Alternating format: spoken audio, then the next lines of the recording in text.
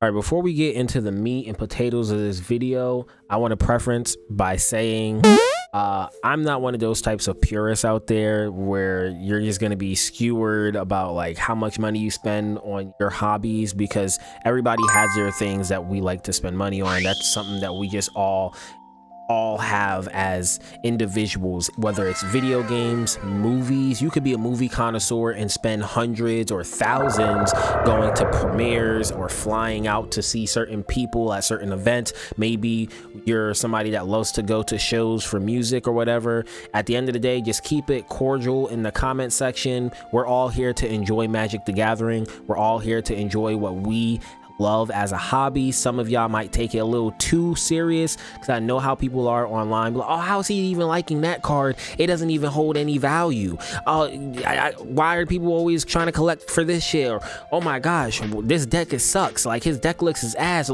Bro, I don't care. I don't care about it. You do what you need to do. Stay within your own niches and your own realms. Enjoy what it is that you like to do. If you like to be an asshole, be an asshole. But I'm telling you right now, the community that I am trying to garner on this channel is not gonna be like that. So if you being too crazy and you type in some crazy shit in the comments, it's gonna get straight out of here. I'm letting you know that, point blank and period. With that being said, I've loved Magic the Gathering probably since I've gotten into it, which was last November, October, around Duskmorn was my very first set. And I've kind of like bounced around sets. I've just like been mainly excited for just things that really pique my interest. It's not like I'm like no-lifing every single set. I learned about the other sets, but I'm still kind of like, to me, I always feel like I'm new to Magic, but I know how to play the game, and I love the Commander format. Standard is fine. I've not really indulged too much into Modern or Pauper. Pauper sounds really cool, but by the time I was gonna start getting into Pauper, I had my firstborn son, my first child actually, and yeah, he's a month old. So literally is like, I haven't had that much time to like dive back into the game. And the last set that I was really excited for was Tarkir Dragonstorm. I was like up in the air on Spider-Man. I enjoyed the concept of having trading cards based around my favorite superhero of all time, but I also wanted to be done correctly and done well, and I didn't feel like it was done well. There was some cool concepts in there, but they treated it as it was supposed to always be this big full set, when in reality it was really just supposed to be this subset, basically similar to like Assassin's Creed. And I think anybody that's really a big fan of Magic has done their research at least by now and have known what the Assassin's Creed set was, and it wasn't very popular. And that's what Spider-Man is. Like, it has some good cards in there, don't get them wrong, there are some good cards in there, but as a full set, it's like, what are we doing right now? What are we doing? So once I like started understanding they was putting out this huge roadmap, I was like, oh, okay, this is what's coming this year. And I found out that Avatar: The Last Airbender, one of my favorite shows growing up, and just something I revisit multiple times as an adult. That being said, I love Avatar: The Last Airbender, and the concept of just having collectible cards just of one of my favorite shows of all time is amazing. I'm glad that they left Korra out of this shit. Leave that for its own set. Let it be a subset like Spider-Man, and advertise it as such. All right, with that being said, let's jump into this. I bought just a regular play booster. Well, that's not entirely true. I've actually bought a play booster, a beginner box, a commander bundle, a scene box. I've bought pretty much every product that you can get from this set, and I just wanted to have fun with it. I really am into Avatar, and the premise was, let me get some things and just open them up and make a really nice deck for commander, and hopefully you guys enjoy. Of course, you can just skip to when the deck list is actually put in the video, or you know, just skip to the end of the video where everything is laid out perfectly. But this video is kind of showing the process of me figuring it out in a sense. I've already opened the first 3 packs just to get the box a little bit leveled down. What my goal is that out of everything that I get here, and I have 2 secret layers. The secret layers that I have purchased, I'm actually going to show you on screen here. I've purchased this secret layer, which is a lot to learn. It has basically, you know, reprints and redesigns of other cards. Sarah Ascendant, Aang Ascendant Airbender, lifelink. As long as you have 30 or more life, this creature gets 5/5 and it's flying. Ponder, this is really good, by the way, but this is really good early game. That's like the main goal of trying to get it. You get it early game and you have a 6/6 flyer. Like, you get it early game, and it's in Commander, you have a 6/6 flyer basically. Ponder, I think that's just really good. It's cool, and I just like, I'm trying to keep it within the obviously the theme of Avatar, and he's talking to Roku, and he's talking to Kyoshi, he's talking to his previous lives, and you know, it has a pretty good use case as well. Look at the top 3 cards of your library, then put them back in any order you may shuffle, and then you can draw a card. Then you have Avatar Sanctuary. Creatures you control have tap to add 1 mana of any color. Really great in a 5-color deck. And then I have Hugh's Reach, which is basically just Kodama's Reach. Everybody know what Kodama's Reach is. And I also have this Secret Lair that is, they're still incoming, but this is going to be a part of both of these Secret Lairs. Every single card in them will be a part of the deck. In this Secret Lair, one with all the elements, you have Silence. I think this is really good, and honestly probably one of the better white cards out there to begin with. For me personally, as a newcomer, I always say I'm a newcomer because technically I haven't even been into Magic an entire year yet, but I really have loved what I've gotten into. Tarkir is my favorite set. I have had a collector booster from that, sold some pretty good stuff from that, made a profit that paid for a vacation of mine. This one, Silence, your opponents can't cast spells this turn. Preordain, scry 2, then draw a card. Painful Truce, you got Azula over there with Converge. You draw X cards and you lose X life, where X is the number of colors of mana spent to cast this spell. These are all reskins and reprints as well, by the way. None of these are like brand new cards. Past in Flames. Each instant and sorcery card in your graveyard gains flashback until the end of turn. The flashback cost is equal to its mana cost. Flashback 5 or 4 generic, and then 1 pip of the mountain there. And then you have Force of Vigor. If it's not your turn, you may exile a green card from your hand rather than pay this cost. Pay the mana cost of the, you know, Force of Vigor. Destroy up to 2 target artifacts, artifacts and or enchantments. And then you have Expressive Iteration, which I think is just really cool. I think the art on all of the set, like all the cards this set, look absolutely wonderful. I won't lie, some of the art does look a little AI generated, but overall, I think everything in the set looks like super fantastic, like really great. All right, here you have sorcery. Look at the top 3 cards of your library. Put 1 of them into your hand, and then put 1 on the bottom of your library, and then exile 1 of them. You may play the exiled card this turn. What I really love the concept of trying to challenge myself. The reason I say that is because I love to deck build. I love to deck build. I have so many really broken decks where it's like, here's tutor, you tutor into this thing, and you have an infinite combo. I have like 2 or 3 infinite combo decks, and then I have other decks that is just like, hey, swing big, and it's like cheat creatures out and shit like that. Then I have some other things that's like artifact base, and then, you know, the little cheeky get 10 artifacts, get 30 artifacts, you just win the game type shit. And then I have a mono blue deck. It's okay, I'll wait. Get your comments out. Just to make it even worse, the mono blue commander, I'll pull up a picture of him on screen right now. Yeah, I know, I'm the asshole there. Granted, it was a challenge to build a deck that was mono blue that I thought would be enjoyable, and I have fun with it, but I don't play with it all the time. And then I had a lot of fun with the Final Fantasy sets. I loved upgrading the precons and basically like just taking out almost everything that was in the precon and just deconstructing it and just like remaking it and breaking it basically my own way. That was really fun. I just love different aspects of deck building, whether you're deck building for it to be CEDH, which I have done with a Shadow the Hedgehog deck, or you're deck building for it to just be something, you know, Commander is casual. No matter what, it's a card game. Everything in this game is casual unless you're in a tournament specifically or you're CEDH.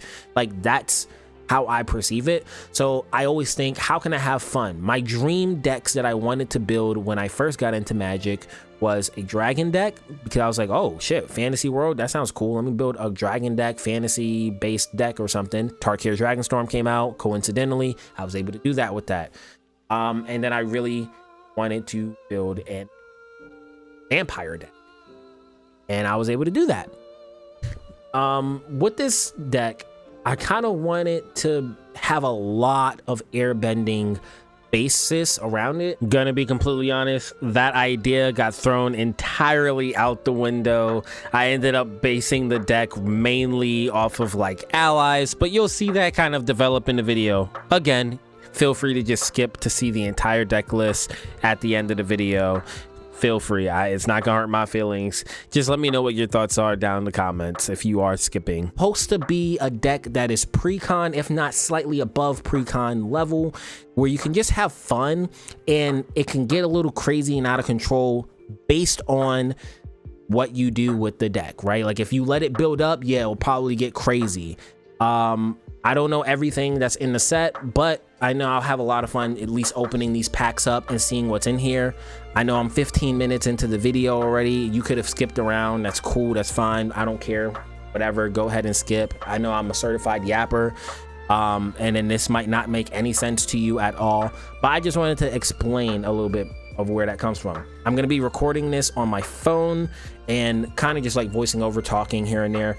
And, either I'll have music playing in the background, or I'll just like play some music now, put some headphones on or something, and kind of just like talk about things as I'm opening them, because I don't know how long this is going to take. And quite honestly, I just got off of work. I don't know if I want to talk the entire time anyway. I might like time lapse it or something so you can see everything. I'm not like doing something here where I'm showing you prices to everything, but I will right here show you the cards that I already opened. So I have sleeved cards that's going to be in this deck. I was surprised actually getting this version of this card. I did want this to be in the deck regardless. I didn't know that I was actually going to end up pulling this version, which is I think like $15 right now, something like that. Really cool card, flips over. Oh my gosh. And like I said, the artwork is just gorgeous. I mean, it's already set out for you. I mean, the original designers of Avatar already did all the work. It's already a beautifully drawn out world. I ended up getting Avatar's Wrath, which I hope to get a lot more of that I can put in other decks. I think it's the promo version or something, I don't know, but it was again, really cool. That's going to be in it. This is also going to be in the deck. Shared Roots, you know, quick ramp. Got Appa, Loyal Sky Bison. Hopefully this shows up really well. I don't know how well this shows. Trying to make it good. Then I have a foil version of Airbending Lesson. And now look, I know before y'all even start saying something in the comments, if you're like, oh well, if you want the entire deck to be like mainly exile based and stuff like that, and you're getting things from exile, why don't you just choose a different Aang to be your commander? Good point, but I want the full grasp of what Aang is. And maybe I'm not explaining how I just feel about the deck in itself, but I mean, it is what it is. I have separated here into piles the cards from the 3 packs that I said I had already opened. So I just want to show y'all that. I have Boomy's Bash here, Foggy Swamp Hunters, Watery Grasp,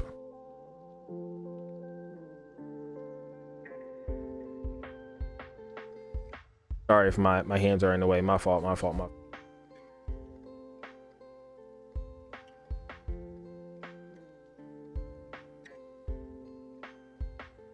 Kinda, you know what?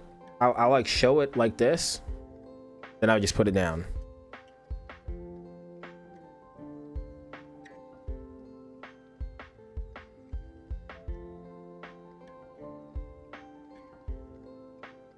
And what I'm mainly looking for personally is just like the general good use cases of the cards that I'm pulling. But again, I'm not looking for like crazy value. If I get something that's like, you know, $50, $100 or something in this, which I doubt, sure, I'll put it to the side and sell it. But I don't think that's what I'm getting. And then I'll just make my own little stack here of my tokens, because I know I'm gonna need them. And the lands. That was one stack that I opened up here. I'll keep them separated. Anything that I like read or see that kind of catches my eye off like first instant, I am going to immediately sleeve and then put to the side, so I know this is going to be in the deck.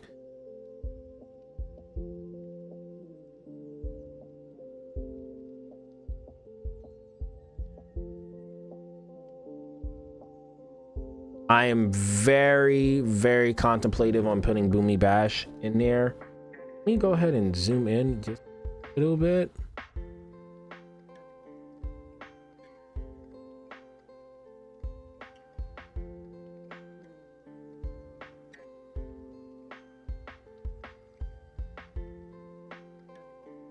I'm fully expecting to get like tons of repeats. You know, speaking of this Ember Island production, I really wasn't a big fan. Like, that was probably my least favorite episode in all of this just looks so cool. I kind of want to incorporate him in the deck, but at the same time I really don't. I like I have a whole different theme for stuff like that I can end up doing. But the whole Ember Island thing, it was whatever. I think Zuko, Azula, and Mai and everybody else there, and Suki, or May, excuse me, they were the highlights of that episode. I didn't really like the whole cosplaying it, like, not the play. I didn't like the play. So to me, it felt a little odd that they would end up releasing a whole secret layer based around that. I get like some people like that joke, but I was just over it already. Just not a big fan. I'm gonna try to go through these a little quicker so that way I'm not spending too much time here. I'm gonna end up zooming in a little bit more. I don't want it to get too grainy. I want to zoom in enough where I don't have to like keep on pushing it up. You just see what I'm pulling. I'm very contemplative on putting this in there as well. Counter target spell unless his controller pays. So anything that I'm like up in the air about, I'm just gonna put it aside over here, and then I'll just think about it my own way. I don't know how long this video is gonna end up being, because like I said, I'll probably just end up getting straight through these.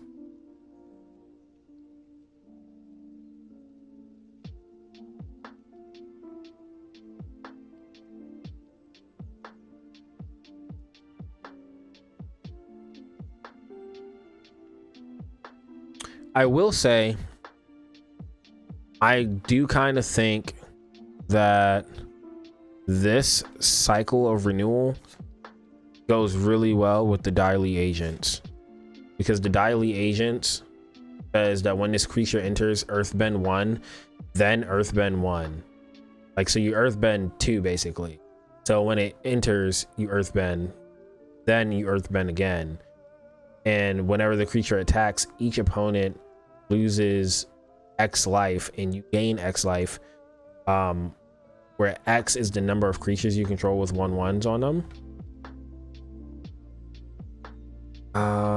Not that, was it? I think it was something else actually.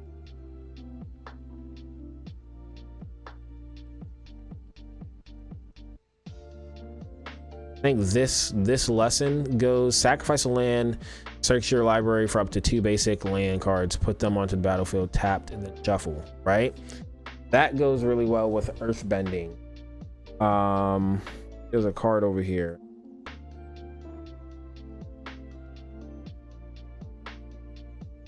I don't know, I gotta find it. There was another card that I thought would go really well with cycle of renewal, because you're turning things to, well, I guess, yeah, because earthbending, when you with the daily agents, when you earthbend, if your land dies, it's still a land. If it dies or gets exiled, you just return it to the battlefield tapped. So you could use it with the cycle of renewal, and you end up actually not really like sacrificing your land, so to speak. But that would be good to use kind of just like with anything earthbending related. I'm super excited to see what else I get.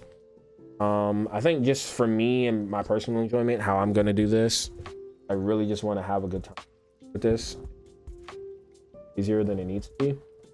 I'm probably just gonna put on some music.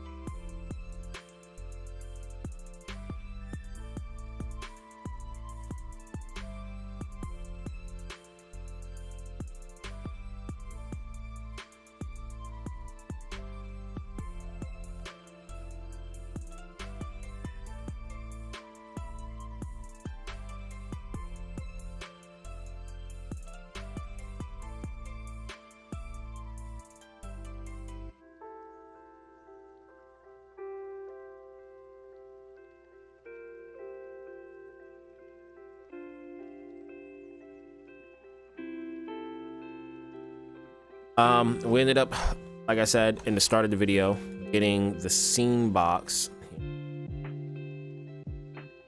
Camera up.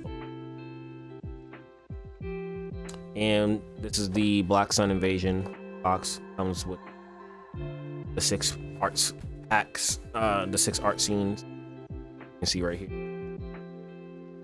My main things that I'm really excited for with this is the Appa, because this deck is mainly comprised of allies, Sokka's charge, and then Katara's reversal, which, you know, just for the flavor of it, I might end up just putting inside of my mono blue deck, but just for the purpose of it being like Avatar Day, Avatar themed and stuff like that, I'll probably just Swamp Benders. I can do some really cool stuff with that inside of a different deck. I don't know if I'll include that in here.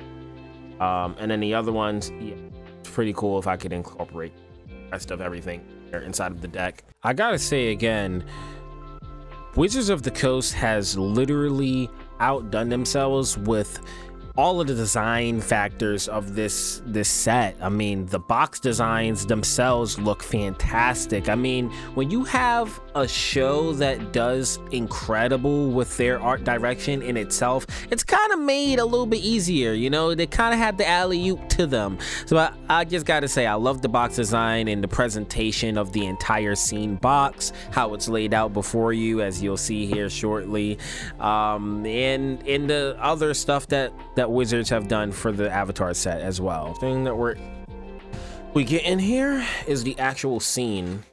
It's cool because you can like set this up. Guaranteed cards, which, by the way, you can pull these cards as well from, I believe you can pull them from collectibles non-foil version. I think all of these are foil.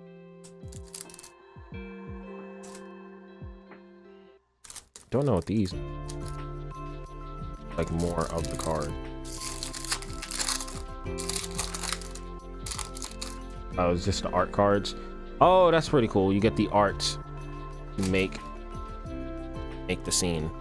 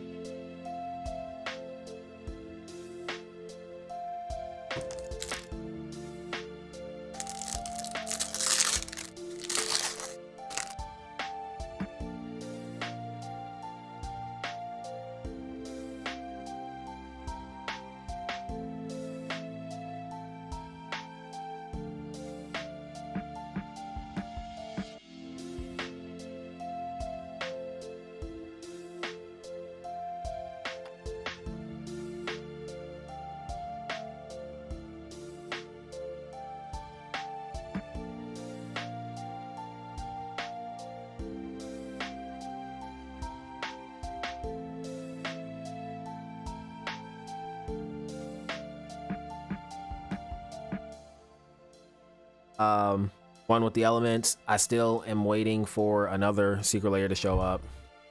It says it was going to be here today. I'm surprised this showed up and the other one didn't, because they're both being shipped with US. But anyways, it's important to draw wisdom from many different places. Okay, Uncle Iroh. You'll probably hear like my levels of, I guess, enthusiasm or excitement, whatever else, like just all over the place.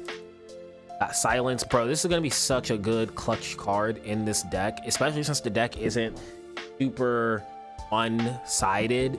You know, the deck that I'm building, as I'll show you on Architect here after showing all of the unboxing, unpacking of everything. The deck has like 2, 3, 4 cards with airbending in it, has like 2, 3, 4 cards with firebending, maybe 2 cards with earthbending, and a few cards there with waterbending.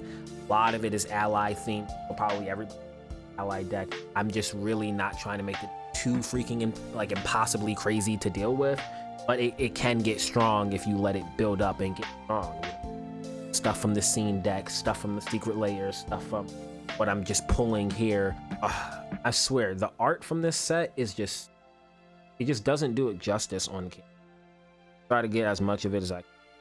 Opponents can't cast spells, preordained, scry 2, then draw a card. Painful Truce, this isn't going to be in the deck. I'm actually going to put this inside of my Ozai deck, just because it makes more sense with Azula. And it's a good way to give a red and black deck some card draw.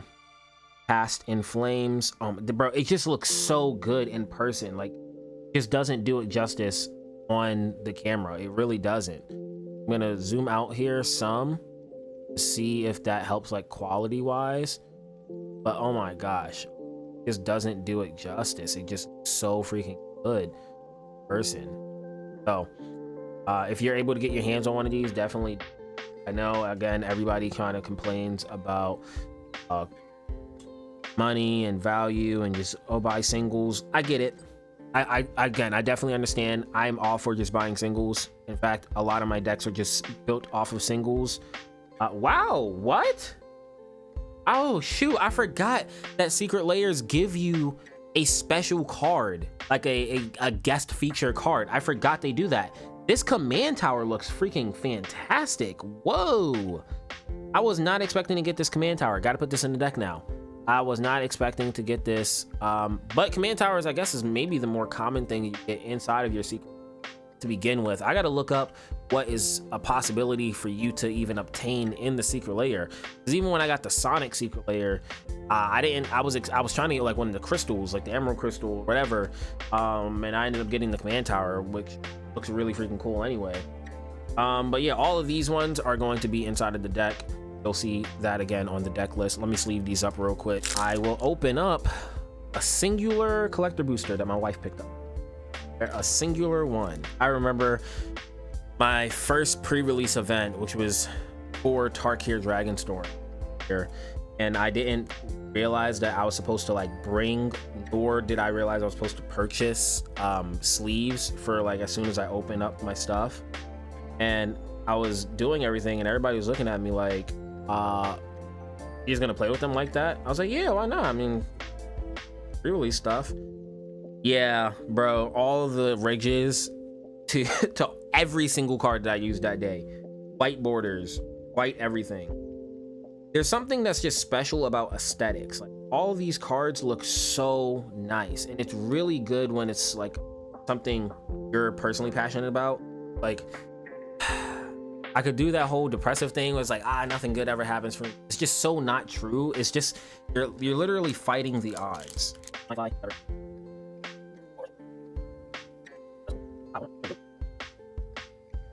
I don't know.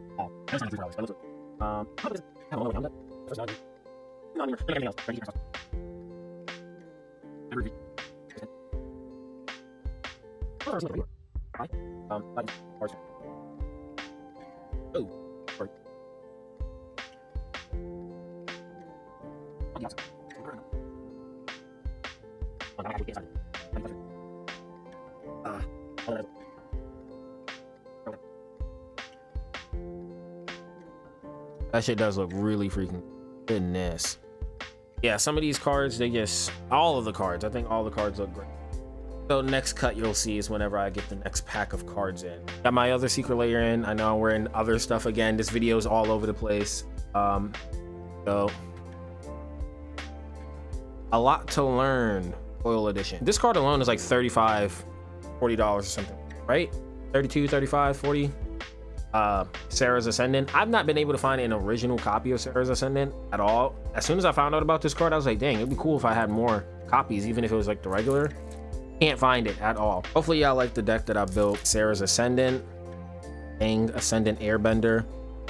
I think it's kind of cool that the other, pretty much for every person in set, they have like corresponding people to go with it. Like this is Aang Ascendant Airbender, right? But there's Zuko Ascendant and Tara Ascendant or Toph Ascendant or something like that. And then like how they have it for the Firebending Master, Aang the Airbending Master, and stuff like that. Ponder, oh my gosh, such a good card. Look at the art, bro. I swear it doesn't do it justice. I just wish it looked better on camera.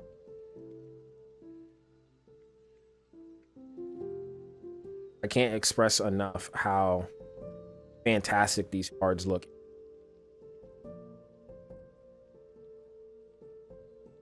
Avatar Sanctuary, which is a cryptolith, right?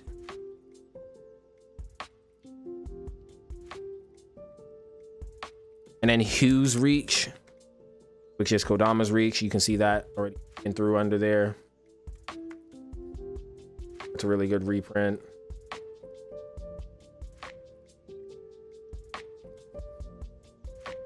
Damn, bro, these joints look so freaking good. Yeah, this is my next Tark here. Freaking love this app.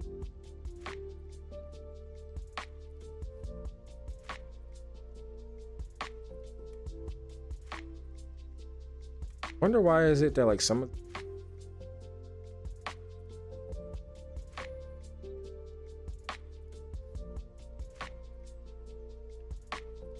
the sleeves are and some of them aren't. Oh, Shujing Meteorite. Dang, bro, this joint look crazy. Ooh, this shit look crazy as hell. Shujing Meteorite, Fellower Stone. I think I have only like 1 or 2 copies ever of Fellower Stone. I know it's probably like a common card that you can buy, but they just don't be in my local LGSs. Add 1 mana of any color that add 1 mana of any color that a land an opponent controls could produce. Pretty cool. I don't think I'm gonna put this in the deck, but it is pretty cool, especially since it's like a callback to the Meteorite with Sokka. Finally got in my Avatar Aang proxy that I got from Etsy. We'll see how the quality of this is. This one, though, you can see is not really creased or anything. And this is the one that, you know, we really looking forward to. Aang, Master of Elements. Look at this. Oh my gosh. And it is still the Galaxy foil. Now it's not raised. It's not raised Galaxy foil, but it is still Galaxy foil. Looks freaking fantastic. Feels thick, but not too thick. Feels fantastic. Yes, this is a proxy, and you can see it's really glossy and stuff. And I know that there's like kind of a thing with proxies where you're not supposed to copy the actual like mana symbols and stuff like that, but I think this is supposed to kind of just be like a 1-to-1 kind of replica, you could say. I would say this is more of a replica than a proxy. I think this looks freaking fantastic. It looks awesome, and it feels pretty legit as well. So that's immediately getting sleeved. I'm gonna do that right now.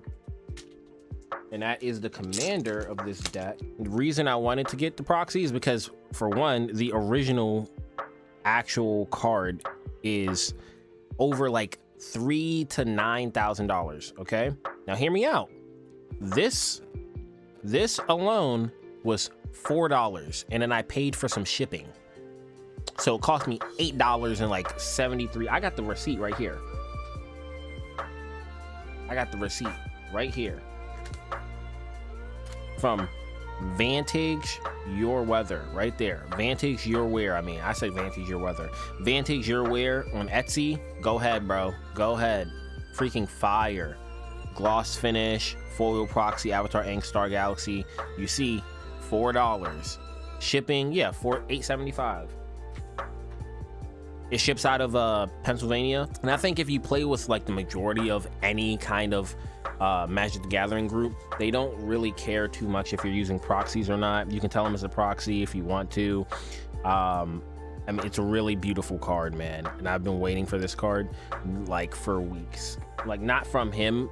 It hasn't been like crazy amount of time, long wait time from him, but just in general, I was kind of like up on the air, and I was like, do I want to get a proxy? Do I want to just get the regular base version? And I really didn't want just the base version of the card to be in the deck. So that was like my main contributing factor. I was like, I've never gotten a proxy before. I've seen them, I've used proxies, but I've never like gotten one personally made for myself. And yeah, go to Vintage Your Wear on Etsy, get yourself a copy. $4. Looks amazing, still looks legit. It's fantastic. Look at that. Colors are extremely accurate. The only difference is it's not raised, so you don't like feel the galaxy foil. Oh yeah, I think I probably went over this earlier, but I did get these really cool custom sleeves from Amazon as well. Yeah, I say it's a big dub in my books. Huge W. All right, so finally got the last piece of like building this commander deck, the commander bundle. I don't know why it took so long, because all this stuff that I got was pre-ordered. I pre-ordered all this stuff basically back in like August or whenever they opened up pre-orders. I had pre-ordered all of these things, and for some reason they're all like just now arriving at different times. Like, I'm recording this on the 14th of December. That is a wow. I know that the commander bundle was pretty popular, just because it's another bundle, and it's kind of like their premium bundles that they normally do for all the other sets. So I'm sure that's why, and they just had like a crazy supply or something. I don't know. Generally very excited. What you get with this commander bundle, by the way, you are getting staples. You're gonna get 2 of 10 Magic the Gathering Last Airbender Commander Bundle Booster Fun cards, which is kind of like the staple, crazy like tutors, kind of crazy stuff. You get 14, or you get 9 play boosters. You get the kind of like the staples of Commander. You get a good spin down click wheel, which is cool. Some lands, foil, non-foil. You get the actual bundle itself. You'll get to see everything. You know, it's kind of like a weird unboxing, building the deck type of video. Kind of a little bit of everything. So, opening this up, get this really cool art of Katara and Sokka. Then you got Momo on the actual play box, and the play box itself is actually like a little foil. I don't know if it picks up very well in the camera. And you got the whole gang up there. Really freaking cool. I love that. Genuinely, I really love this. Like, they've outdid themselves with this set. I just think such a missed opportunity to not have precons. But then again, I wouldn't be able to build the precon that I made if they did. So I'm kind of thankful that they didn't, because I get to be creative and do my own little thing that I'm sure lots of other people are already doing. All right, so in here we have the lands, which I believe, again, some of these are foil, some of them aren't foil. I'm going to probably use this and re-sleeve up some of my deck, because I have like a lot of my deck already sleeved. I'll keep those to the side. You get 1 collector booster, which is what I'm excited to open. Then we got our Arcane Signet, our Soul Ring in here, I believe Swiftfoot boots, just your commander staples. I don't believe that they're foil. Maybe the Soul Ring is, but your Arcane Signet, Soul Ring, Swiftfoot boots. Oh, okay. This is actually the one that I wanted. I didn't know they was gonna give me Enlightened Tutor, so I'm gonna put this in the deck. Update my deck list. Enlightened Tutor. Search your library for an artifact or an enchantment card. Reveal it, then shuffle and put that card on top. That kind of boosts the deck to tier 3 right off the bat. And Obscuring Haze. If you control your commander, you may cast a spell without paying its mana cost. Prevent all damage that will be dealt this turn by creatures your opponents control. That's also pretty cool. I don't need this in the deck though, because I have another card that kind of fills in this role. But this is still pretty cool. I like the art on it. I know it's probably one of the lower priced ones to my knowledge. This is definitely pricey. Enlightened Tutor. I know that one holds some weight in some way. I really wanted this deck to be like what you open, not something that you just randomly, like, you're not something that you're like specifically buying singles for. It's just like, hey, you open it. That's kind of like what I wanted my experience to be. Maybe my deck would have been a lot different if I didn't just like randomly pick up a lot of these cards from just opening packs and stuff like that, and then commander bundles and everything else that I've gotten. I don't know. But I'm thankful for the way that the deck is turning out. Before I open up anything else, I really want to open this collector booster to see what I get. Come on, give me something crazy. That's what I'm hoping for.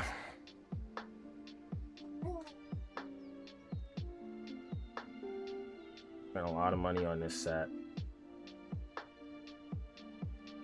Okay.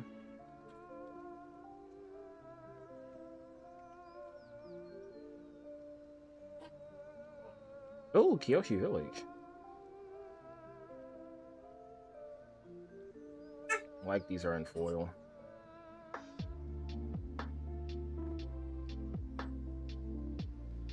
Sorry, hopefully we need to be a little closer. Ooh, Unagi spray. Haven't seen this card before. The thing about me is I get excited just from the cards being the cards themselves. It doesn't even have to be like something super valuable. As long as it's playable and it seems like a cool card to me. That's cool. I love the art on that. It's a lovely swamp.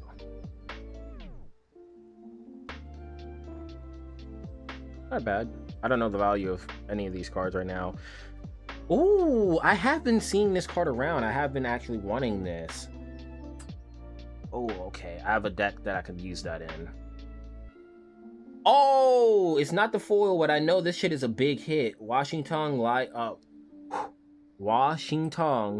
Librarian. Wow, okay. That's a big hit for me. What is that going for right now? Okay, wow. Yeah, number 320 is going for $70 right now. Whoa. That shit going for 70. Okay, big hit. Heroic Intervention. Permanents you control gain hexproof and indestructible to end a turn. Secret Tunnel. Kind of cool. Okay, well, that's still a pretty big hit for me. I like that. $70 card. Might keep it, might sell it, honestly. Damn. That's fire. Big hit for me. I love that. All right, and finally, the moment that pretty much everybody's been waiting for. If you skipped all the way till this point, it's cool. Congratulations. All you did was skip all of the fluff, you could say, of the video of me unboxing a bunch of my stuff and my experience, just kind of reviewing and looking over cards. Right here, I have my Precon, Avatar Aang, Master of All Elements, Forces of the Four Nations is what I've dubbed it, as if it was an actual Precon inside of the set. And it's all in-universe cards, no out-of-universe cards. That was really important to me. I wanted the experience to just be Avatar. So the main concept of this deck, for those that are just like skip the entire video and you just want to get to this point, I get it. Trust me, I totally understand. Really big, long video. You're not here for all the unboxing and the talks in between and whatever. You are here to see the actual deck.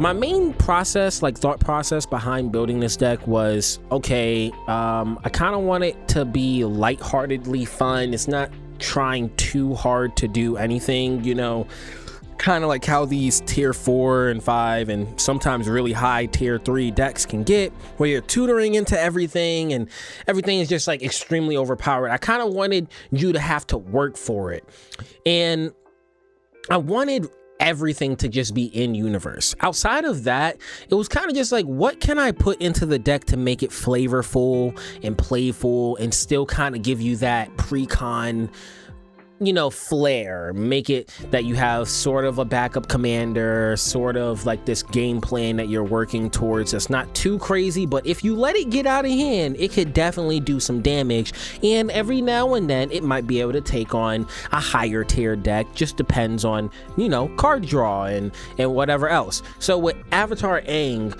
the deck is mainly based off of trying to get his card engine going. For that, what that means to me is the fact that Avatar Aang himself has an ability for every time that he's on the field, anytime any bending happens, he gets to draw a card. And if you are able to do all 4 of the bending in one turn, you get to flip him over, and then all of your spells cost Wooburg less to cast. That includes generic mana cost as well. So him himself, he has firebending too, and what I've done is I've kind of like gracefully spread out some bendings all throughout the deck. Not every card in the deck has bending in it, but the deck is mainly based off of the ally system because of really, when I discovered that in the scene box you would get Sokka's charge, I immediately twisted what I wanted the deck to be geared towards, and I was like, something that revisits the history of Avatar Aang as well as his journey, and it concludes at like the final battle. So what I wanted it to be was a deck that comprised of a lot of his allies, not just allies in general, and people and situations that was around him towards the end of the series, but some cards that was like throughout the series, such as like the waterbending lesson. I have all of the lesson cards: waterbending, earthbending lesson, firebending lesson, and airbending lesson as well.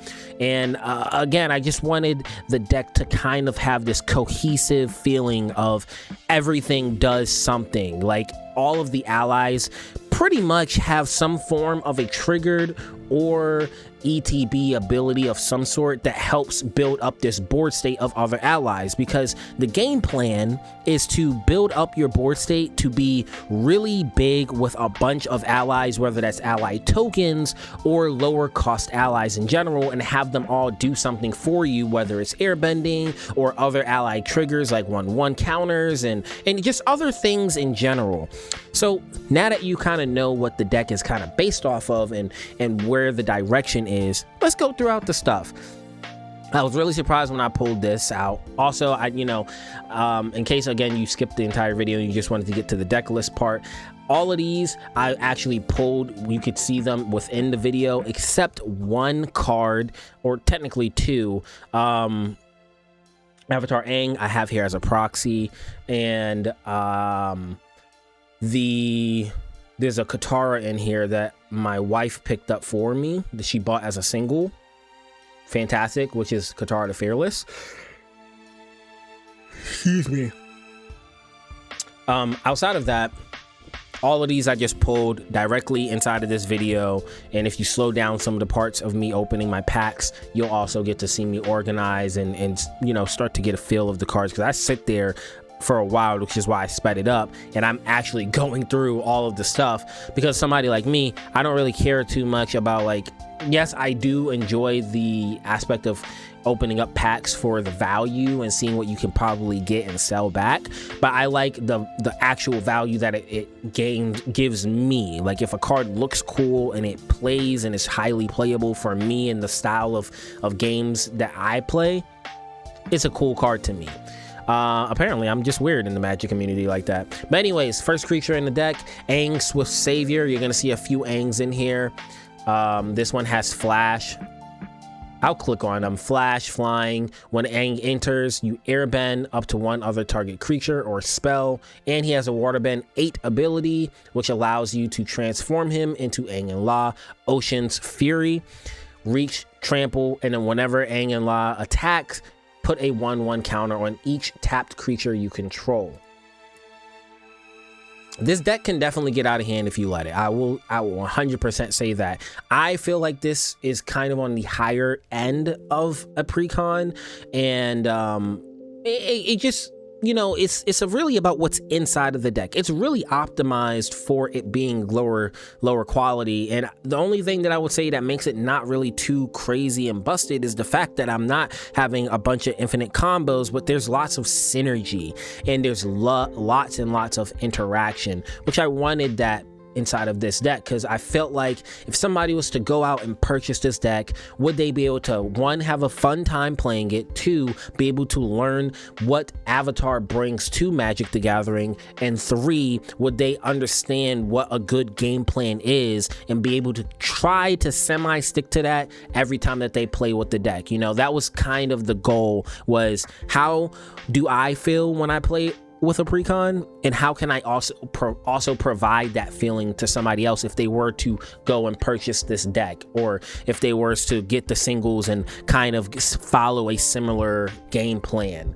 So you have this Aang, the Last Airbender right here, flying. When he enters, airbend up to one other target non-land permanent. Whenever you cast a lesson spell, Aang gains lifelink until end of turn. Because I have this in the deck, and just because a lot of the cards inside of this set has lessons in it, that's what most of the instants are comprised of. Now, I know you're probably looking over here at the lands already and just saying like, dang, this is kind of lower on the land side, but I do feel like I made it really well balanced with kind of the mana curve of the deck. You can feel differently if you want, but again, it's not supposed to be this crazy freaking busted deck unless you let it get out of hand. And I thought I did a pretty good job with the mana base being, you know, Wooburg. Outside of Aang, we have Appa, Loyal Sky Bison. I do have another Appa I do have another Appa right here in the sideboard that you can interchange and swap out if you would like. He is a little lower cost, but he does slightly less things. Appa Loyal Sky Bison, what he has here is he has, whenever he enters or attacks, you get to choose one. You can target creature you control gains flying until end of turn, airbend another target non-land permanent you control. That's every time that you attack and or enter. And then you have Appa the Vigilant, which is from the Scene box. He has flying, vigilance, 6/6. Whenever Appa and another ally you control enters, creatures you control get a 1/1 and gain flying and vigilance until end of turn. So you're starting to already see here how certain things are going to start to build upon, hey, whenever another ally enters, this thing triggers. And again, that's kind of the synergy that you see here. It's a very strong synergistic deck. I will definitely say that, no matter what anybody tells me in the comments below. Whenever another ally you can Avatar enthusiast, I just want to include this because again, it's kind of from the earlier episodes, and when they had visited Kyoshi Island for the first time, and Aang just really wants to play around, and you know, he wants to get on the unagi, and I just wanted to have that little playful nature in it, because again, you're still supposed to be having fun with it. You're like, oh, that's a little meme, right? You know, not take it too serious, but he also is pretty strong if you let him ramp up. Whenever another ally you control enters, put a 1/1 counter on this creature, which you can tell later on once you get through the deck list. That's pretty easy to ramp up very quickly. I've had him go from a 2/2 to a 6/6 in 2 turns, like literally in 2 turns, from getting tokens just drawn out. And because the deck, once you have Avatar Aang on the field, allows you to get so much card advantage, it's pretty easy to start getting some of your stuff out once things get rolling. It's really up to you, and if you want to mulligan or not if you get a bad hand, honestly, because I'm very passionate about this deck. This might be one of my most favorite decks I've ever built, just because of how it functions, you know, and how I've deliberately not made it too freaking crazy. You have Boomy, King of 3 Trials. There's other Boomies out there, but the reason I settled on this one is, for one, I just feel like he's very powerful. He has a lot of value in this deck specifically. When Boomy enters, choose up to X, where X is the number of lesson cards in your graveyard. Basically because all 15, I think maybe 13 or 14.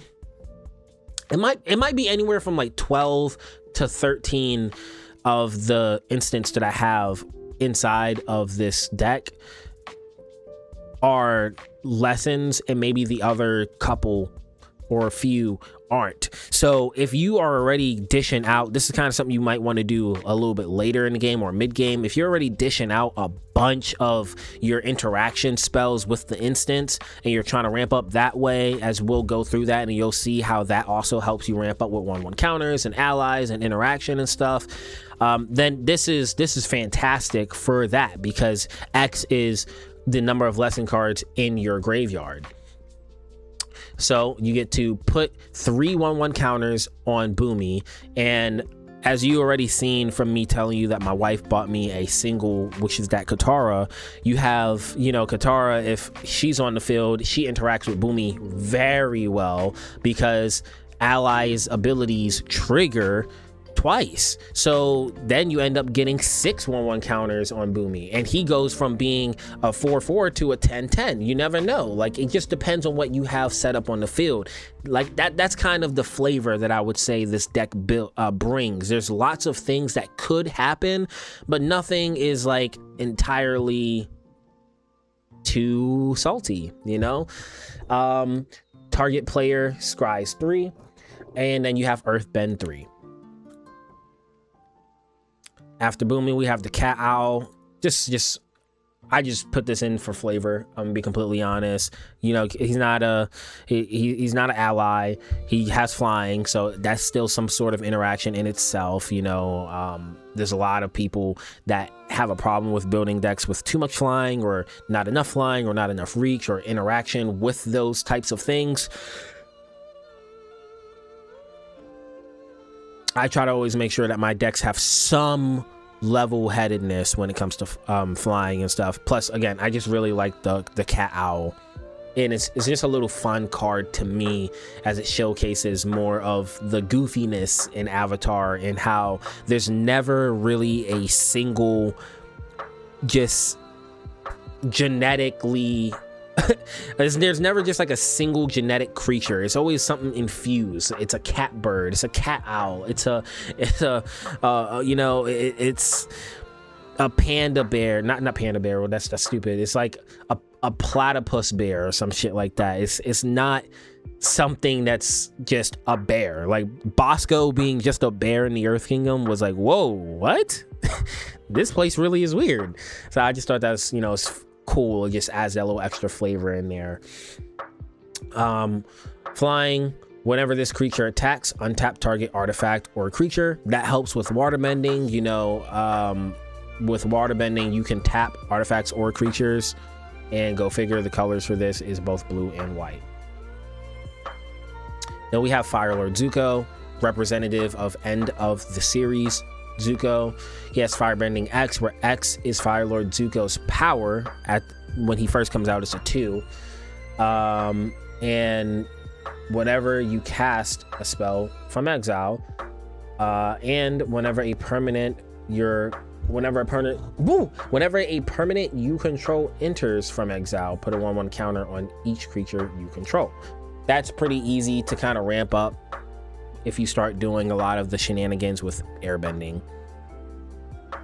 And that's a really good card to show you how he pairs very well with any Aang really in the game, but you know, specifically something like this Aang or any other thing.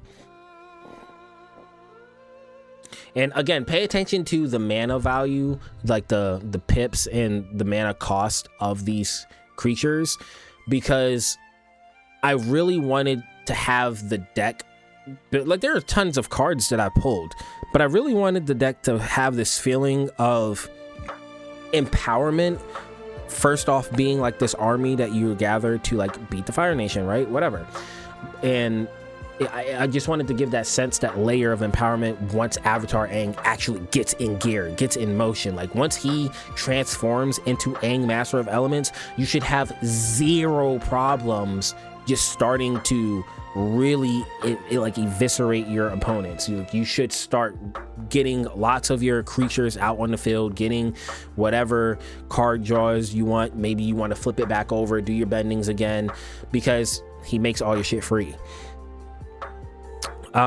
Great divide guide. This is just perfect to have in a 5-color deck. I feel like he's going to start being a staple inside of other 5-color decks, and he's not an expensive card as well. As of right now, as of recording this video in December 2025, who knows, literally in a couple months from now, considering how much freaking Wizards of the Coast push out new sets, you know, there might be strong support for 5-color decks, and then he might get like 1,000 price increase, like an 1,000% price increase. After him, we have Hakoda, Selfless Commander. Couldn't have a deck incorporated with Avatar Aang, Katara, and Sokka and not have their dad, because they, like, he literally helped with the invasion for the Black Sun. He helped with the final invasion and helping defeat the Fire Nation in general, and he brings a lot of value to the deck as well. He has Vigilance. You may look at the top card of your library anytime. This, as I've play tested this deck, does phenomenally well. Like, once you get this on the field, it is so much easier to get your stuff down. Like, obviously any card that lets you look at top of your library anytime, but the second stuff and the third thing really kicks it into another level for this deck specifically. You may cast ally spells from the top of your library, which basically means that as long as you have mana, and imagine this in a world where you have Avatar Aang flipped over to the Master of all elements side, well, at that point you can just keep looking at the top card of your library anytime. Oh shoot, I'm gonna cast this from top of my library, I'm gonna cast this, and then if you choose to, you can sacrifice him, and creatures you control get a +0, +5, and gain indestructible until end of turn. So one of the plays that I've done, an ideal situation would be, okay, you have Avatar Aang out, you're starting to get these creatures out in the field, and then you're like, okay, I'm gonna move to combat. Somebody is like, okay, well, I'm gonna do this thing, I'm gonna choose these blockers, and they're about to, like, you know, destroy you or some shit. You can just be like, in response, I'm gonna sacrifice him, and then everything has indestructible, and you get a little extra defense boost in general. That's just nice. It's a little extra flavor, extra flair, and then you can kind of, you know, trip up your opponents depending on how much you've already beefed up your allies, or if you're just swinging out with a bunch of tokens and shit like that. You know, it just all depends on the game. So I just love that Hakoda is seen as this master strategist in the show, in this big overarching, like, leader that people look up to. As the card says, Selfless Commander, and he actually adds so much value if you have him in the correct deck and in the correct board state. Now you have Haru. You know, he's somebody that was kind of introduced earlier on into, well, I wouldn't say earlier, yeah, early to mid book 2, you know, trying to get Aang into the Earth Kingdom, and them seeing the bad sides of that, you know, seeing how ruthless the Fire Nation really has been in all of these villages around. I thought Haru was always a pretty cool character, especially seeing his growth from the first time you see him into the end of the series where he's grown his mustache out and his hair is out a little bit more. You can tell that he's matured a lot. I think Haru helps with setting the tone of the passage of time, because we often, when we're watching a series, get lost in kind of just the sauce. It's just like, okay, we go from episode to episode to episode to episode, and you kind of lose how much time has actually passed. Haru is kind of one of those staples in the show that helps you like physically see and visually see the passage of time and how he's matured and grown over the course of these months, because Aang really only has a few months to master the elements leading into the end of summer. So it's sometimes hard to like get a good grasp on how much time has actually passed. He helps very well with allies again. Whenever another ally you control enters, you earthbend 1. And this was very valuable early game for me, because if he's out on the field turn 2 or 3 ideally, right, every time that you start continuing your turn, like as the more the game progresses, as long as he's not taken out, you're constantly building a board state of attackers, because you have zero kickback, essentially zero downside to earthbending and getting, even if it's just earthbending 1. Earthbending 1 means that you're getting one of your lands and it's now a 0/0 creature in addition to it being a land, and then it gets however many 1/1 counters on it equal to the number next to earthbend, in this case earthbend 1, so you're only getting 1/1 counter on your land. And even if it does die, it tells you right here with earthbending, target land you control becomes a 0/0 creature with haste that's still a land. Put a 1/1 counter on it. When it dies or is exiled, return it to the battlefield tapped. It doesn't need, like, it basically doesn't even touch the graveyard. Like, yes, it does, but you return it. Like, there's nothing that anybody can do unless they're completely shutting down your card abilities that can interact with that, which if you're playing this in the correct pods, there's not going to be that many cards that's going to be shutting Haru down, you know? So him being there earlier game and helping set up just attackers in general is phenomenal, and it just again shows you the force of earthbenders and how much they can help and how much they have already helped Avatar Aang, especially when you let it get into late game and essentially almost every land that you have ends up being a creature that can just swing out on people. So you have your board state and then the power of the Earth Nation behind you as well.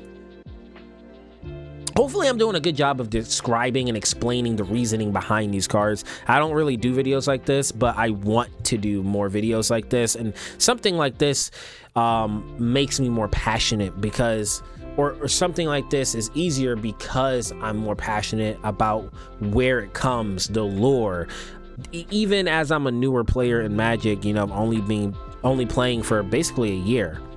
Actually, it's been a whole year now. Yeah, that's kind of cool. Basically, I've been playing Magic for about a year now, and I've honestly got to say that I'm probably I feel like a minority in the community of somebody that when Wizards of the Coast start putting out lore videos on the next set coming out, I like to just watch those videos and just learn more about what set we're going into, especially since I have to do a lot of homework and do a lot of research for worlds that we're revisiting, like Lorwyn. You know, we're at Lorwyn Eclipse. What's Lorwyn? I don't know. You know, I had to go back and do history on stuff like that. And even if I'm not into the set itself, I just love the overall story of it. Similarly to how I love the overall story of Fallout, but I don't like Fallout 3 or Fallout 4. New Vegas is kind of my jam, and I enjoy the story of 1 and 2, even though I haven't played them yet. But yeah, it's kind of like my jam. I love the story, the lore, and for something like this where I already know all of the lore and story for it, or the majority, if not all of it, given how much time I've spent with this franchise growing up, this series, it's cool to be able to have something collectible that I can stamp and say, this is mine. I hope I make an impact and other people can also enjoy something that I've created that is tied to Avatar: The Last Airbender. And as much as I joke around about Korra, she's cool. It would be cool if she has some cards in here, maybe in a secret layer or something, or maybe another set that will revisit more of the Avatar mythos in the future.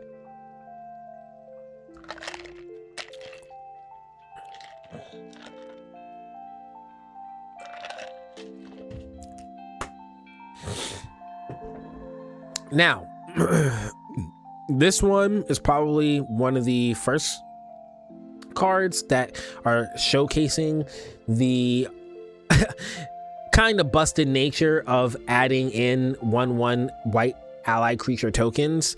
I say that jokingly because it very easily dealt with, but if you again let it get out of hand, it's going to be a bad time for whoever your opponents are. Definitely whoever your opponents are, and they're just free blockers. It's like, yeah, okay, whatever.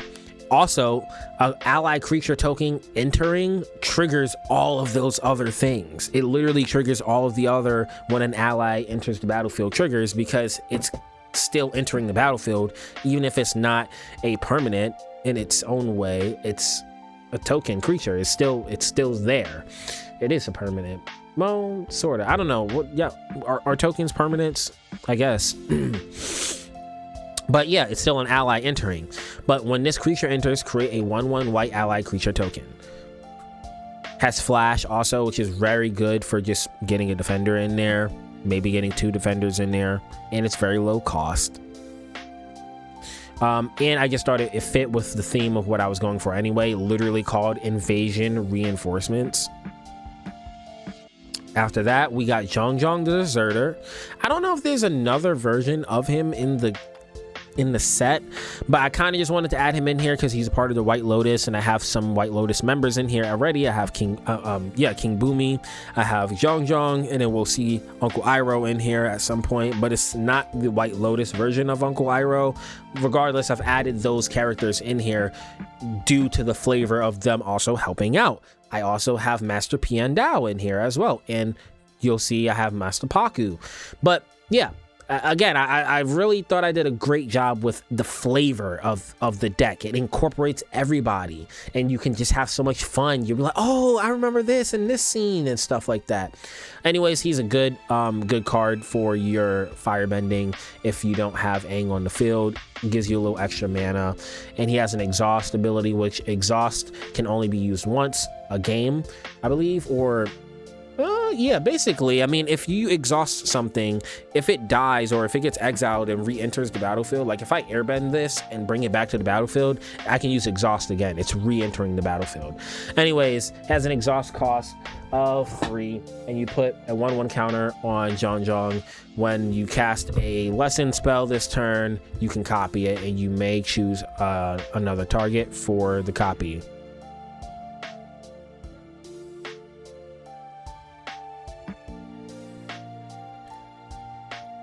Then you have Jet, Freedom Fighter. I was a little iffy on adding him in, but I felt like he was still enough of, like, he was significant to the history and the story for Avatar Aang. He was significant enough for me to add him in there, and eventually he did turn good. Like he died, in my books, he died a hero rather than his villainous arc, because he was a rebel, you know? He was a freedom fighter. He didn't do anything that he did in poor taste. Like, he did it out of the goodness of his heart, even if the values was misaligned. So for that reason, I had to add him in the deck, and he's really good. He has a really good substantial value to the deck given the right board state.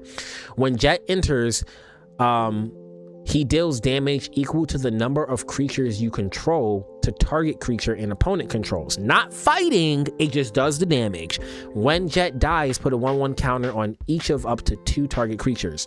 That other part doesn't really matter to me. He's a 3/1, right? He's gonna die, right? You can look at him on surface level and say, oh my gosh, he's a 5 cost for a 3/1. It's the when he enters ability that is so significant. And if you're able to airbend him and then get him back onto the field by paying the 2 cost to get him back from exile, and then you just keep on doing that over the course of many turns or something, as you're continuously building up your board state, this is a card that is going to wreck opponents' creatures. I have seen it happen because I've used it myself in at least 2 or 3 games now. It is so phenomenal, especially when you get into the other cards in the deck that just keep on giving you a bunch of 1/1 counters and creatures. And then again, if you have, you know, King Boomy on the field, or you have Haru on the field, and you already have like a bunch of your lands that are creatures, boy, you already have an army, a whole board state full of creatures, and you're just dealing that much damage to just a random freaking creature on the field, which is fantastic. Well, not random, I have to specify, because, you know, people take things in Magic very literal when somebody's talking about it. Literally, you can do that much damage to an opponent creature. Then you have Katara the Fearless. I briefly went over this. If a triggered ability of an ally you control triggers, that ability triggers an additional time. She's just the golden girl for this deck, and we had to have Katara in the deck. Simple as that. And then I have another Katara in here. Katara, Water Tribe Hope.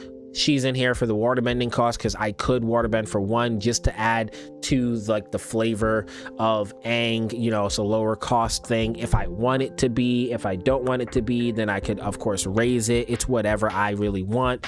Sometimes she's just there just for me to cheat out the extra 4th bending to get him flipped over.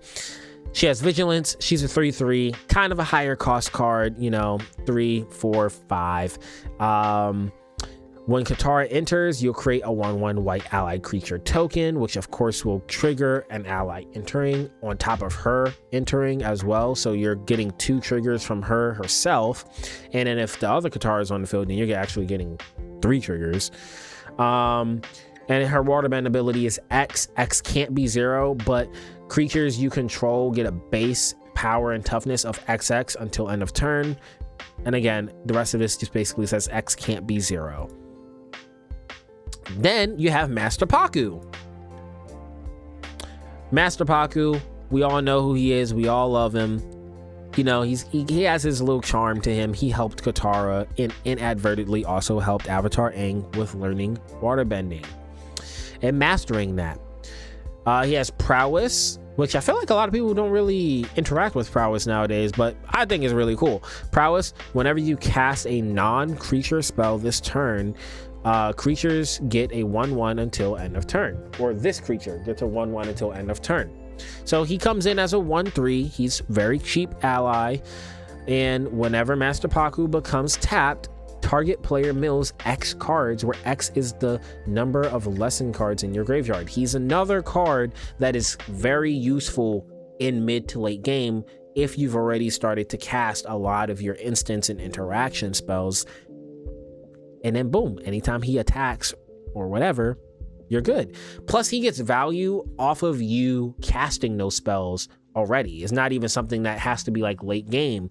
It's just like, hey, if you have him on the field early, every time that you're building up that lesson graveyard, there you go. He gets extra value. Then right after him, we have Master Piandao. 5 costs for first strike, 4/4. Whenever Master Piandao attacks, look at the top 4 cards of your library. You may reveal an ally, which is basically going to be almost everything in this deck, equipment or lesson card from from among them, and put them into your hand, or put it into your hand. You get to choose, and then put the rest on the bottom of your library in random order. It just helps with card advantage, you know, getting something extra in your hand. Momo, had to have him in here. I did have another Momo that I was gonna put in the deck, as you can see over. Actually, I didn't have him over here. Wow. Okay. This one right here. I was gonna put this one in the deck, but I decided against it to keep this one in the deck. Momo, Playful Pet. He's a 1/1 with flying and vigilance. When Momo leaves the battlefield, choose one. I can create a food token, which will help with waterbending costs. And just in general, you know, it's an artifact that you pay to sack it, and you get 3 life. Or you could choose to put a 1/1 counter on a target creature you control, or you could choose to scry 2. Usually what I do is I just try to create food tokens, and then they just help tap for waterbending costs. After Momo, we have Monk Gyatso. He's in the deck, and no, he's not an ally per se, but he's in the deck just due to the history that he holds with Avatar Aang in general. Monk Gyatso also has such great interaction with everything in this deck, because whenever another creature you control becomes a target of a spell or ability, you can just airbend him out the way. Just because he's on the field, you're able to just blink him out the way. He's not even on the field to be an attacker at all. He's not, like, legitimately, I don't care about attacking with him. I just have him on the field and try to protect him as much as possible. After Monk Gyatso, we have probably, you know, one of the more difficult cards to interact with early game, and I have, out of the probably 6 games or so that I've played with this deck so far, maybe 3 of them I've gotten this in my opening hand, and boy, let me tell you, when you get this shit on the field early, people feel your board presence and they will target you, but it's still gonna be hard even with it being 3v1, because early game you are hitting people for 6 and getting 6 life, and if they try to attack you and you defend and possibly kill their creature, you're still getting an extra 6 life. So you really just want to swing and do everything that you can when you get this on the field if you get it early game. And obviously I say early game because if you don't know, Sarah Ascendant is the card that is actually dubbed over as Aang Ascendant Airbender. I've tried to look for the original card and I just can't find it. I just think this card has so much value in any deck, really. But it has lifelink, and as long as you have 30 or more life, this creature gets a +5/5 and has flying.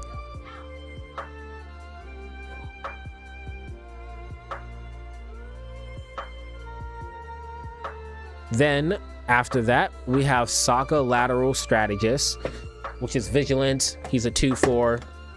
Oh, wow.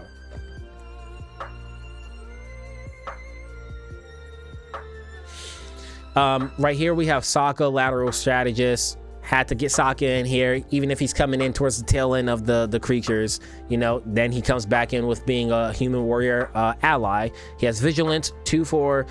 Whenever Sokka and at least another creature attacks, draw a card. He's just there for good draw engine, help you get your cards out. Then after that, we have the other Sokka, which is pretty devastating in this deck. Like, really, he has Menace and Prowess, and all your other allies you control have Menace and Prowess. Whenever you cast a non-creature spell, create a 1/1 white ally creature token. He's on the field, it's a wrap. He's basically the backup commander of this deck. Dead ass. If he's on the field, everything gets freaking ramped up. After him, we have South Pole Voyager, just tying the twist back into the South Pole. Whenever this creature or another ally you control enters, you gain 1 life. If this is the second time this ability has resolved this turn, draw a card. South Pole Voyager is pretty cool. Suki Kyoshi Warrior, she really helps the board state. Human Warrior Ally, and honestly, out of the other Sukis in the deck, I mean in the set, I think she's probably just the best one, at least for how I built this deck. Suki's power is equal to the number of creatures you control. Whenever Suki attacks, create a 1/1 white ally creature token that's tapped and also attacking. And you know, if you are able to have a lot of the other stuff on the board when this comes out, it's very easy to let that ramp up, especially if other people are mana tapped and they're not able to interact very well, and you just start building up a lot of other creatures and shit. Sun Warriors, I wanted to add this in here just because of what they add value-wise to all of the other the stuff in the history between Avatar Aang and Zuko, and how he was able to ascend into being a better firebender. He has Firebending X, where X is the number of creatures you control. Again, helps when a little bit mid to later game, and you can pay 5 to create a white ally creature token. Then you have Swamp Benders right here. This card I have gotten a little hate for having this in the deck, I won't lie. This card, funnily enough, it's kind of a mid card in this deck specifically, but what made the card so powerful in the one game that I actually was able to get it out was the fact that I can't remember the name of the land, but somebody else that I was playing against had a land on the field that made all of the other lands on the battlefield swamps. This is Swamp Bender's Human Druid Ally, a 6-cost green card as star for his power and toughness. Swamp Bender's power and toughness are each equal to the number of swamps on the battlefield. Lands you control are swamps in addition to their other types. Self-explanatory why Swamp Benders is in the deck, because they also helped in the invasion, and on top of that, they were pretty funny and a cool way to help Aang kind of discover more of his roots and also help discover where Toph was. That was the first time he even seen Toph, met Toph in a sense, was in the visions. Then they have the Mechanist, the Mechanist. This is when they was in the southern, I think, southern or the northern air temple. We have whenever you cast a non-creature spell, create a clue token. I honestly just think the clue tokens are just great for helping with paying for water bending costs. Which, if you can remember from the beginning of the deck, the Avatar Aang there has an 8 cost water bending cost to swap and flip him over. Now you'll also see that there's some other higher cost water bending costs in this deck. Just for giving, you'll see there's just other stuff like with the enchantments or sorceries in the deck, giving like no maximum hand size, but you really got to work for it. And he also has tap until end of turn. Target artifact token you control becomes a 3/1 construct artifact creature with flying. Then of course we have Uncle Iroh in here. We can't have the other White Lotus members and not include Uncle Iroh.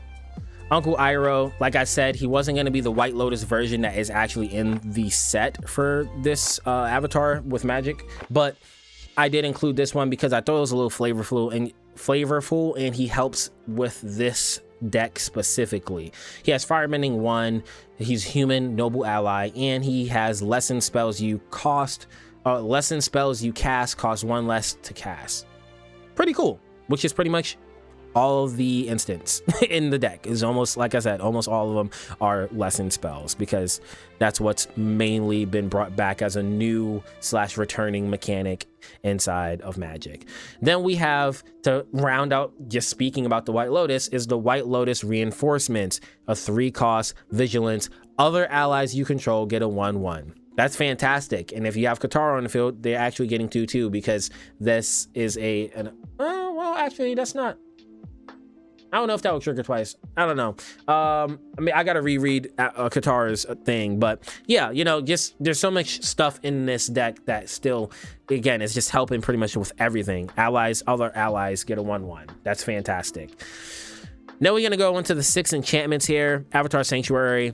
I'll just run through this really quickly. Creatures you control, tap, add 1 mana of any color. Obvious, this is a 5-color deck. This helps with getting all of your mana out there. Then Invasion Tactics kind of helps with that flavorful theme, Invasion Tactics. When this enchantment enters, creatures you control get a +2/2 until end of turn. And another really important one is whenever 1 or more allies you control deal combat damage to a player, draw a card. Again, something just help with card draw. Then you have Sokka's Charge in here. During your turn, allies you control have double strike and lifelink. That's going to help. If you have Sokka's Charge on the field and you have your Sarah Ascendant or Avatar Aang Ascendant, oh bro, it's wraps, bro. It's wraps for the other team. That's kind of like your main goal. Get Sokka's Charge on the field.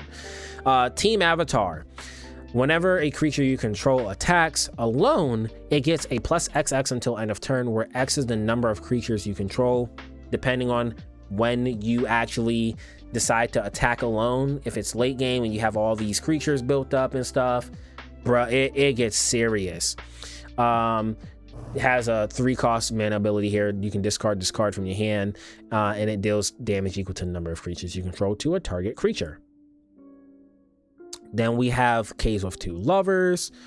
You get to create more white ally creature tokens. You get to create 2 of them. And then you get to search your library for a mountain or a cave card, reveal it, put it into your hand, then shuffle, and then finally you get to Earthbend 3. And then to round out the enchantments, we have the Legend of Karuk. Initially, I did have the Legend of pretty much all of the other avatars, but I was like, that's doing too much. You got to make some cuts and adjustments. And Karuk was a pretty cool avatar to me, and how he kind of interacted with Ko. Plus, this helps with like the blue synergy in the deck, just getting some scry, and you get to draw a card, and then you can exile and then return it to the battlefield transformed under your control. And then he's Avatar Karuk. Whenever you cast a spell, create a 1/1 colorless spirit creature token. With this token can't block or be blocked by non-spirit creatures. And then he has an exhaust cost where you can water bend for 20, and you can take an extra turn after this one. I know it's really far-fetched, but it's like, whatever. If you can do that, awesome. I just added him in just for the flavor of it. Then we get into the fun little stuff here with our instants, and eventually we'll go into the sorceries. I can go over the lands, but I'll go over them like very, very briefly. The instants here, we have abandoned attachment. You may discard a card. If you do, draw 2 cards. Then we have Airbender's reversal. Choose one, destroy target attacking creature, or airbend a target creature you control. Then we have airbending a lesson. Airbend target non-land permanent, then you can draw a card. Then we have Earth Shape, which is from the scene box. Earth Bend 3, then each creature you control with a power less than or equal to that land's power gains hexproof and indestructible until end of turn. I also, the player, gain hexproof until end of turn. Energy bending, can't talk about end of series and not include energy bending. Often after people watch Korra, they confuse it and construed it for spirit bending, but it's not. It's actually very different. Energy bending is its own thing. Lands you control gain all basic land types until end of turn. Fantastic, and you get to draw a card. Then Enlightened Tutor, this is kind of like, yes, it could technically be bracket 3 or whatever, but it depends on how you look at the core functions of how the deck is actually based and built upon. This is only in here because I ended up pulling this from my Commander bundle, but again, I'll say that the original card that was here was the Fatal Fisher. Anything I have in the sideboard, you can kind of just like interchange. I know this is a game changer, so technically it's a bracket 3, but I'm not classifying it as a bracket 3 just because of one little itsy bitty tutor. But it could be it is very likely to change the course of the game, because if you do this, search your library for an artifact or enchantment card, reveal it, then shuffle and put that card on top. Well, if that card is Sokka's Charge, well, on your turn, you're getting a lot of advantage there. So that's why it's in there. It's kind of just there to throw the deck into slightly of a higher or stronger deck, but still not a very strong deck. At least not in my opinion. It does great things if you let it, but nothing in here is like outlandish, again, unless you let it build up into a ridiculous board state. Then we have Enter the Avatar state. Can't talk about Avatar without talking about the Avatar state itself. Until end of turn, target creature you control becomes an avatar in addition to its other types and gains flying, first strike, lifelink, and hexproof. Fancy footwork. This is when Aang pretended to be Kuzan, which was his only Fire Nation friend that he had back in the day before he got frozen for 100 years. And this is when he started going to the Fire Nation schools and like pretended he was from the colonies and stuff like that, and they threw that party inside of the cave, and Avatar, Aang, and Katara decided that they wanted to like actually have some fun. You know, it was a nice romantic time, and it was a whole bunch of fun and a good way for them to like lose some of that tension that was going on at the time, as Aang had to hide himself and he had his hair coming in and stuff like that, and everybody in the world thought he was dead again.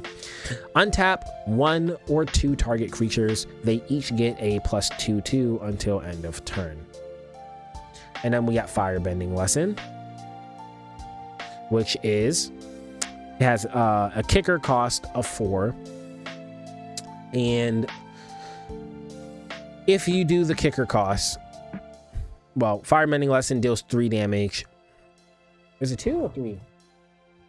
Oh, my fault. Firebending Lesson deals 2 damage to target creature. If it was kicked, it deals 5 damage to that creature instead. And then we have Force of Vigor, another thing from the Secret Lair. If it's not your turn, you may exile a green card from your hand rather than pay this spell's mana cost. Destroy up to 2 target artifacts and or enchantments. This is just classic interaction spell removal. Katara's Reversal, had to add this in here. This is just so good and just shows how this deck can be really strong. depending on the scenario. Counter up to 4 target spells and or abilities. Untap up to 4 target artifacts and or creatures. Basically, whatever the board state is, whatever that stack is, just reset it as soon as this shit comes out and untap 4 artifacts and or creatures. And keep your game going. This should set you up for a really good turn, or a really good counter turn. Octopus form, kind of, again, even within the instants and sorceries, you'll see that I'm still keeping it very thematic to not just all in universe cards, but just very important moments that happen for Aang in the game.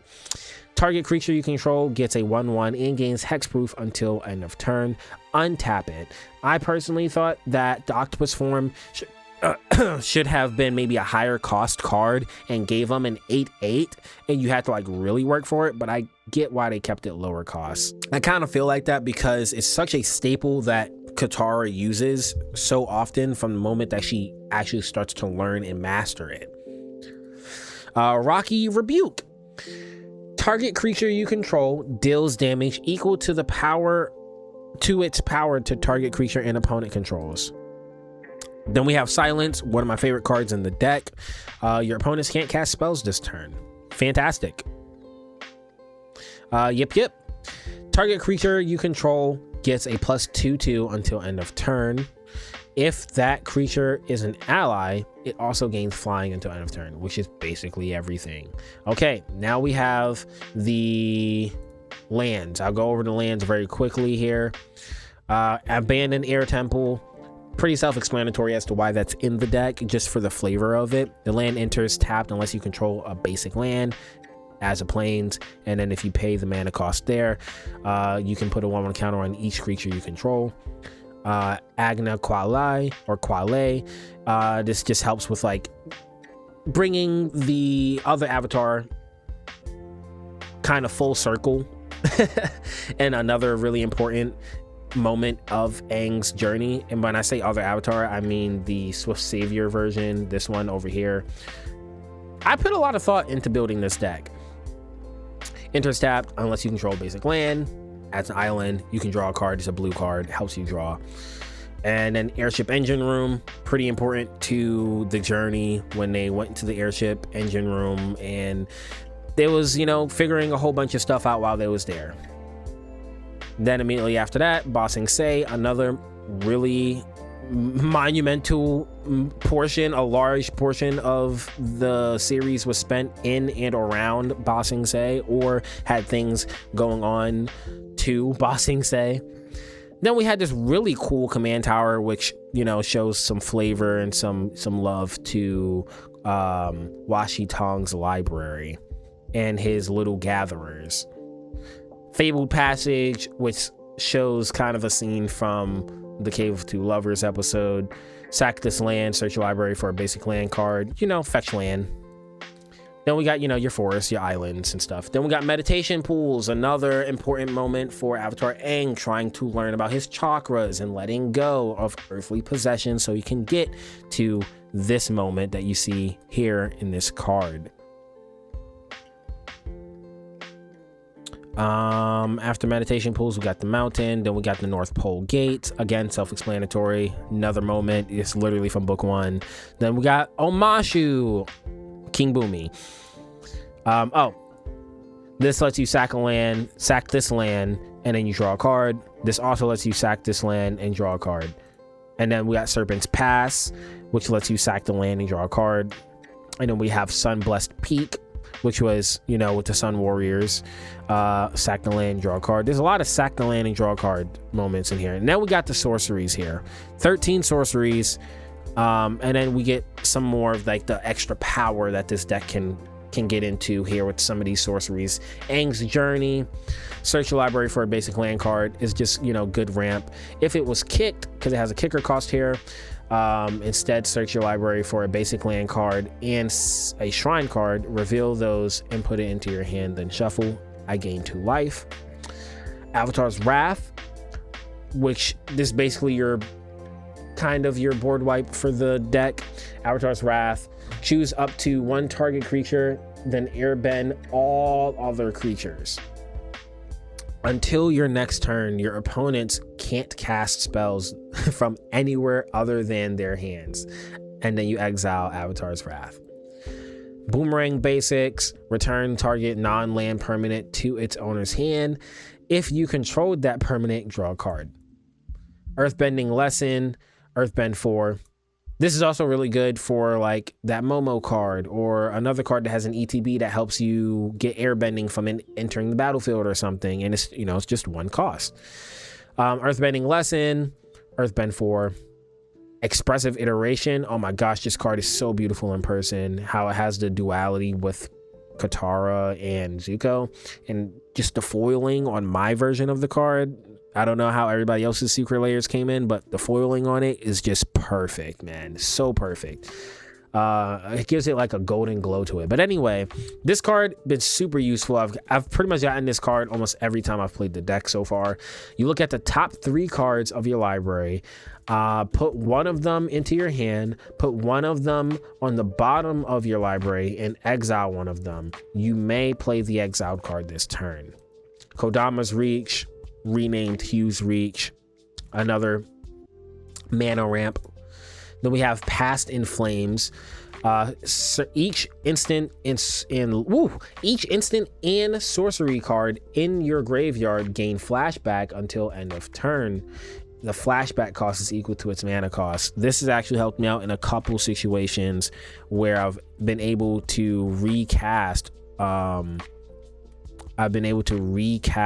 Expressive Iteration, and I've been able to recast Hugh's Reach before. Like, just if you have the mana for it, this card helps so much, especially if you use this card right before combat and then you have a lot of like firebending out. Extra mana to help you cast some of the instants. Then we have Ponder here. I love this scene and it looks so good in person. You look at the top card of your you look at top 3 cards of your library, then put them back in any order. You may shuffle and then you draw a card. Then we have Preordain. Scry 2, then draw a card. Then we have Shared Roots. Search your library for a basic land card, put it onto the battlefield tapped, and shuffle. And then we have the creme de la crop, bro. Literally, this card, you get this, all this extra card draw that you're getting is so great in this deck. As an additional cost to cast a spell, you may waterbend 6. If you do, you draw 2 cards, and this spell,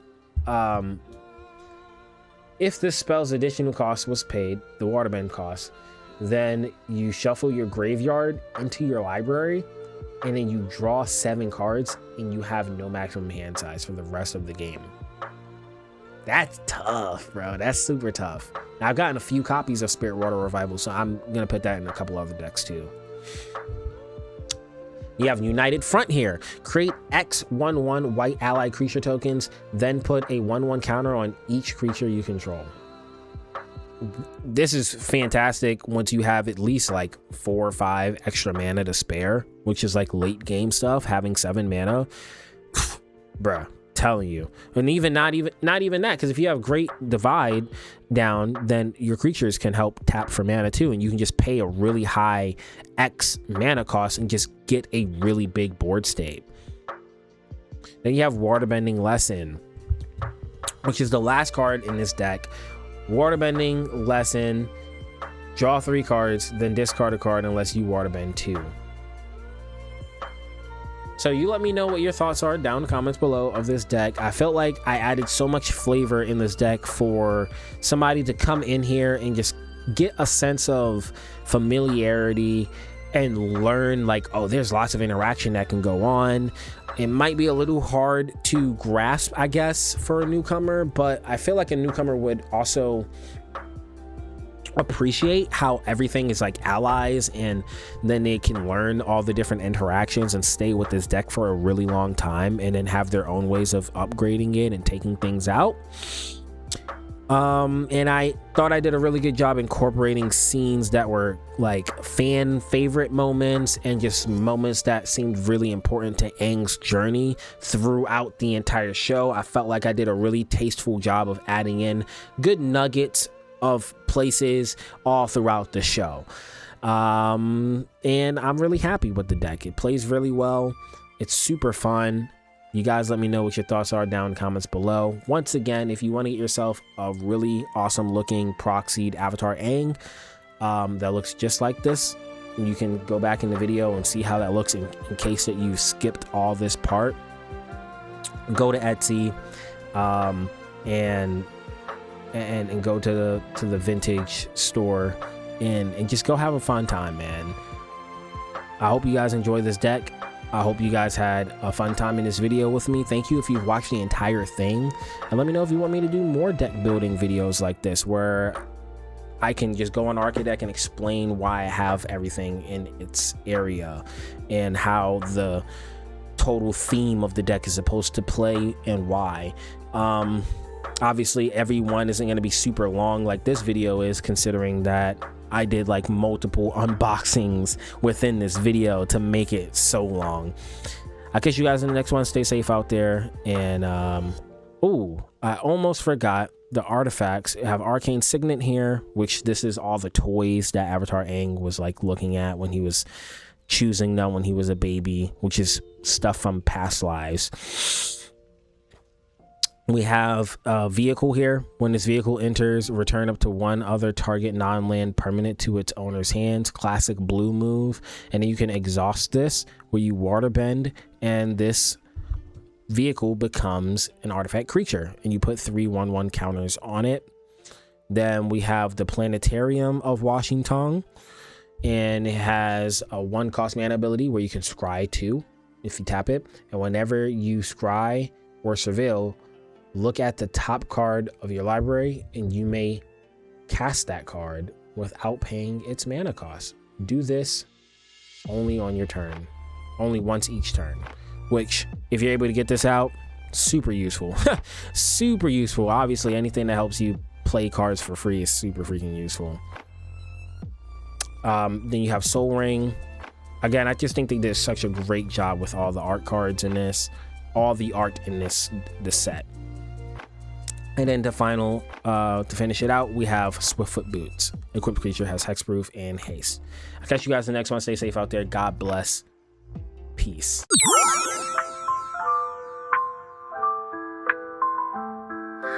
Lights down low, but spirits so high. Game controller in hand, ready to fly. The night's a playground where time stands still. In this cozy nook, let's get our thrill. Pencils shining bright in the